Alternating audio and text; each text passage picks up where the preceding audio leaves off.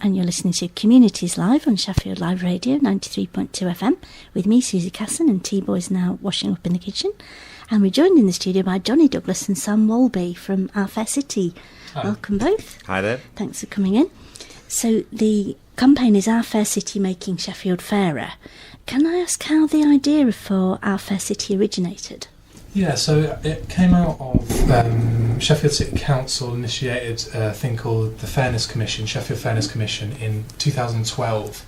And the idea was to look at how fair Sheffield is. And what we mean by fair is how much inequality there is, how much life and people's experiences differ across the city in terms of opportunity and access to resources, all that kind of thing. And the Fairness Commission published a report the following year, 2013, which made a number of recommendations about how we could improve the city and make it more equal, basically. And at the end of that, they laid out this aspiration to make Sheffield the fairest city in the UK. And the Our Fair City campaign is really what came out of that. So it's the public-facing side of that kind of initiative. Brilliant, sounds fantastic. So what are the aims of Our Fair City? So it's a public campaign. And really the key aims are to influence decision makers, to kind of change the culture in the city, I suppose, and raise awareness and kind of understanding of those inequalities that do exist in Sheffield and kind of disparities which are quite damaging, because the kind of group overall, our belief is that that difference, that inequality from top and bottom, is what affects kind of well-being and happiness and health and so many other things.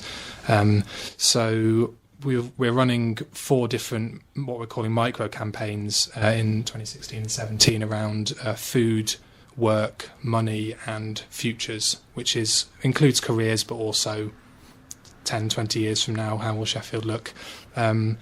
And it's all about kind of raising awareness and understanding, getting people talking about those things and trying to get some sort of concrete achievements out of that, I suppose. Yeah. Sounds really far-reaching. Yeah. Fantastic stuff. So how do you think we're doing as a city in terms of being a fair city at the moment?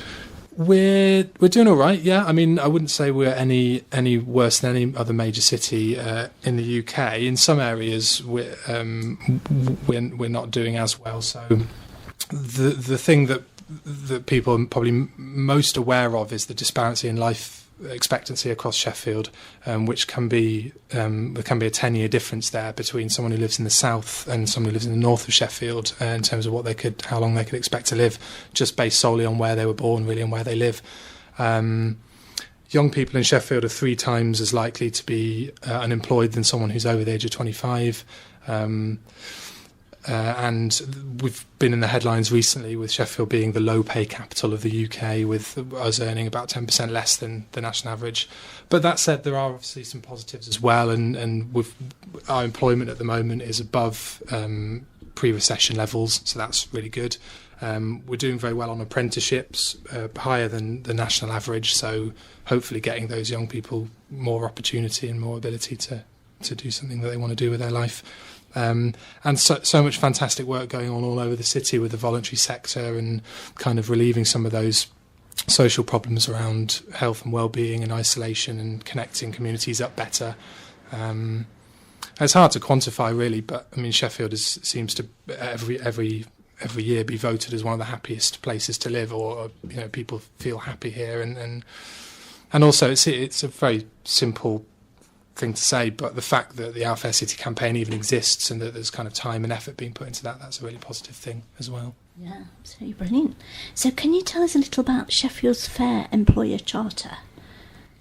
So that's something that was started a couple of years ago now when the campaign was first launched, and that's the campaign that we've sort of taken over and reorientated, and with all of it we're revisiting bits, working out what's working, working out what can be tweaked and improved. So it was an initiative that was kind of headed by Hugh Facey at Gripple and the Sheffield Chamber, and there's 5 or 6 points on there around instilling a culture of fairness, ensuring that all staff have the opportunity to seek innovative practice and products to contribute to sustainable growth, aspiring to exceed the recognised living wage, committing to the delivery of excellent conditions and ethical standards, and promoting the actual Our Fair City campaign so that it helps spread. So we're looking at revisiting that at the moment, what else we can include.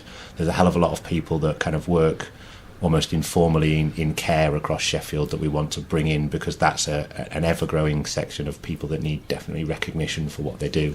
And there's a few other bits we want to put in there as well.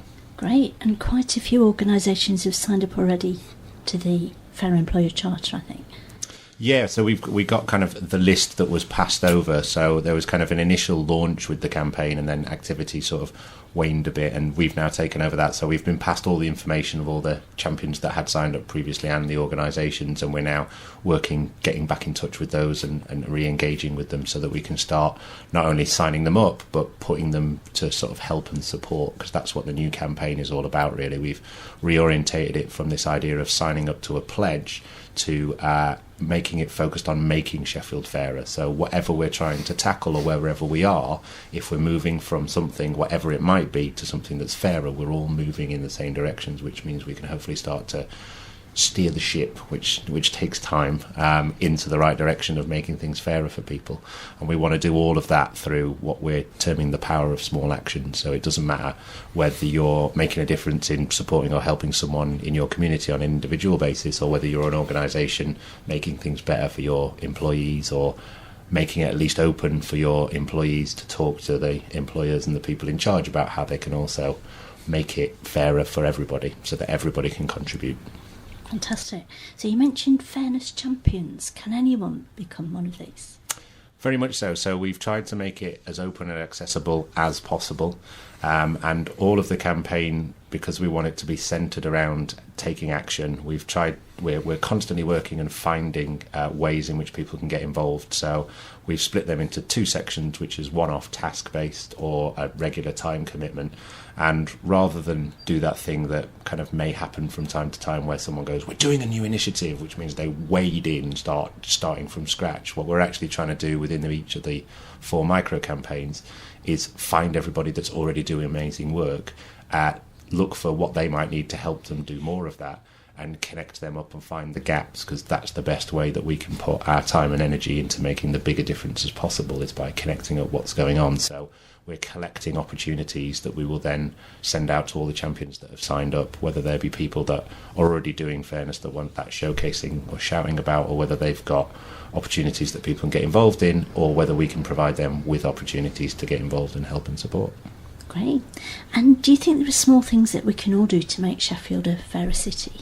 Yeah, I mean, not to trivialise it, but this is about shifting the culture of what we have to make things fairer for everybody. So making the effort to smile to 10 people on your way to work in the morning, or doing the little things that make a difference, that has this amazing ripple effect, as well as the things that we can provide at all sorts of levels, whether people are mobile and totally confident in going into any situation so they can travel to different parts of the city. Some people may want to make a difference closer to home, but hopefully all of that is them seeing the difference that's made by their actions. And we've already got some people volunteering stuff that people can do from their own home, so they don't even need to leave the house. They've got areas of expertise and help. We have a huge resource in the people of Sheffield and their ability to do things and make things happen. Yeah, and like I said earlier as well, there's so much amazing positive work going on already in the city, and so much of it is unpaid and really driven by passion, and I hope that Sheffield can be more equal and fairer in that way. So yeah, it's about as much about shouting about that stuff that's already happening, as Jonny says. So in an ideal world, what kind of changes would you like to see, say, over the next 5 years? How long have you got? I think the thing, I mean, the Our Fair City group, which kind of steers the work we do, is people from all over the city, covering all different kind of sectors. So we've all got our own priorities and our own kind of aspirations, I suppose, as well as group aims.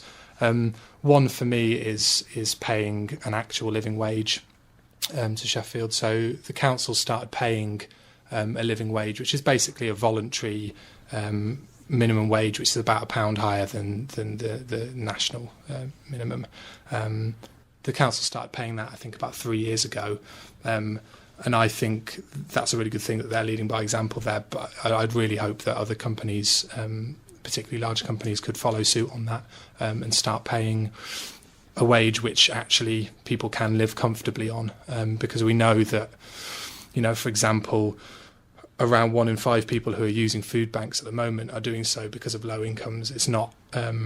they're actually in work and they're still struggling to make ends meet, and nobody should have to use a food bank, but certainly not someone who's working all the hours that God sends and more than one job and everything else. So yeah, I think there's loads and loads of things. I mean, what are your priorities, Jonny? Yeah, I mean, the thing I was going to say was that it's not just for us to propose solutions. What we want to do is engage people in conversation and a debate on what people think that should change over the next 5 years and the next 20 years, which is obviously a lot harder to predict. And there's a lot of sort of changes coming with the way that we work and how our employment and moving to sort of freelancing and having different careers in the way that they work. So we're currently engaging with the Youth Council to get young people's perspective on that. We're also running a project with Sheffield Hallam University with the motion graphic students. They're doing, I think we're going to have around sort of 50 to 60 bits of content, 1 to 2 minutes long, about all these different ideas and perspectives.